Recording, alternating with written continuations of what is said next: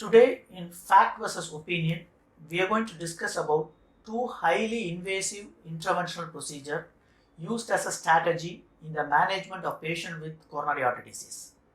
So what is coronary artery disease? It is a condition where the blood vessel carrying the blood to the heart muscle is obstructed. So the blood flow is impaired. So the lack of blood flow to the heart muscle is called ischemia. And when there is an ischemia, the patient experiences certain symptoms, which includes chest pain or angina or shortness of breath, inability to do routine activities, or atypical presentation like pain in the jaw muscle or pain in the left arm or shoulder pain. All these are evidence to show there is a lack of blood flow to the heart muscle.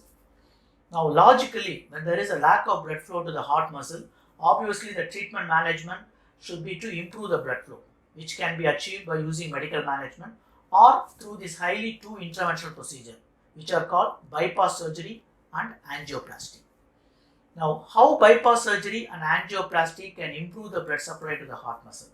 So, coronary artery bypass surgery, they may able to take a graft and place the graft across the blocked artery so the blood flow can be restored.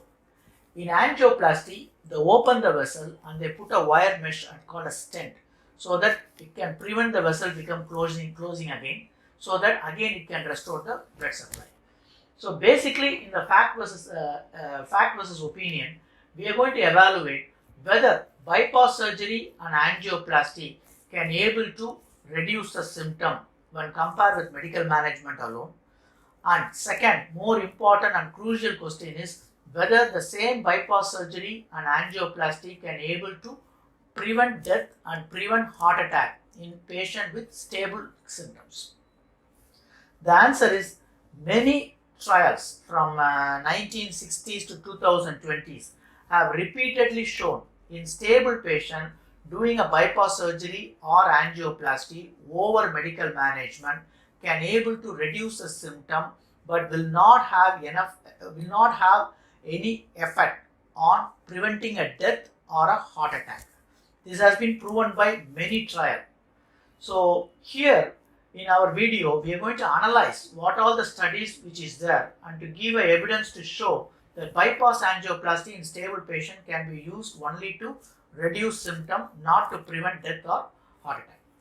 Now, before analyzing the evidence against coronary artery bypass surgery and angioplasty in reducing mortality, death or heart attack, we should first know in detail what is bypass surgery and what is angioplasty.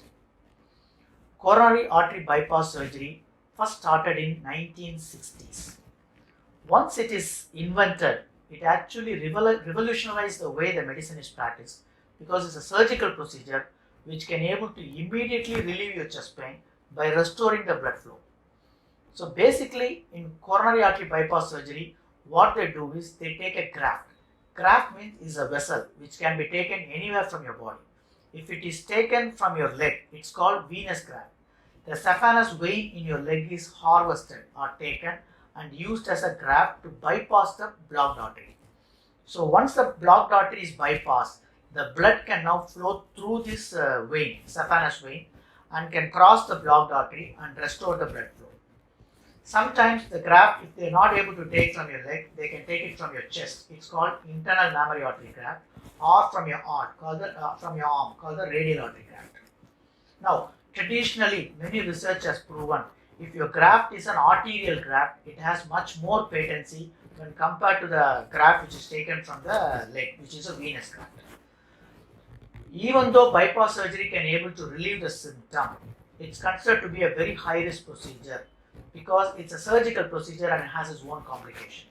Some of the common complications, around 1 to 2%, are death, heart attack, stroke. Because of the lack of blood flow to the brain, it causes memory losses and renal failure and wound infection. These are all the complications of bypass surgery.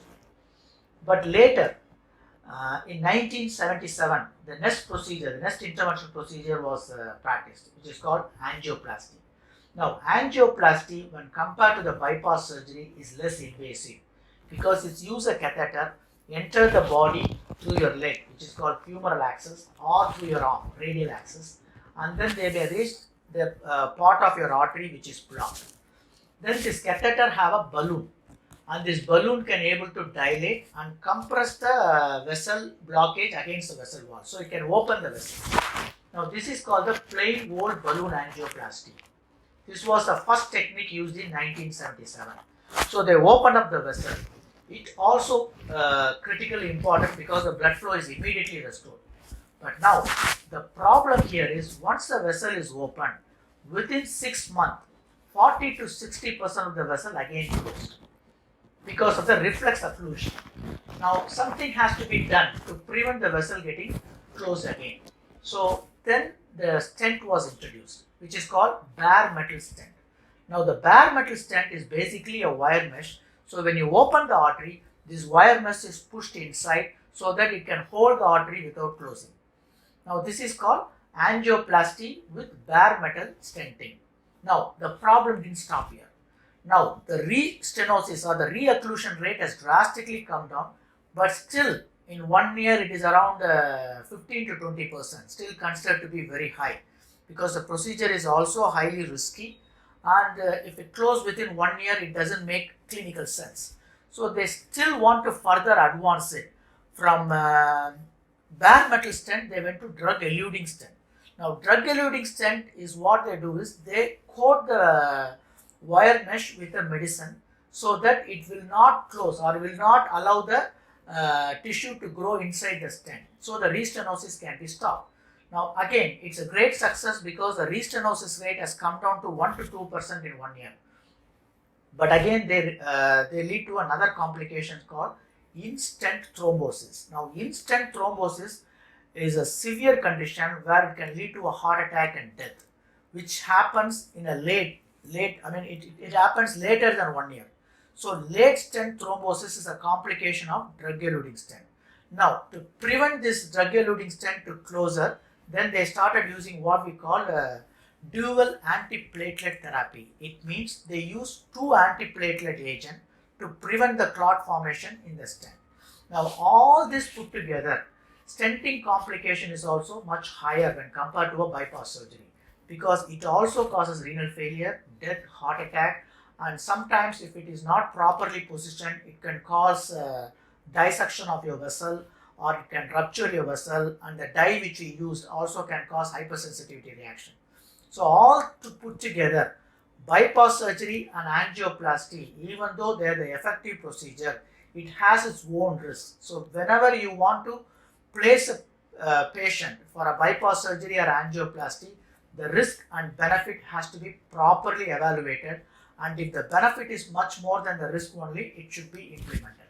Now with this understanding, we will go and analyze with clinical evidence. Even though these procedures are highly effective in opening the vessel, in fact, in stable patient, they can help you only to relieve the symptom and may not help you to prevent a heart attack and may not help you to live longer. Now, why it is so is a reason we are going to discuss in the next slide with evidence.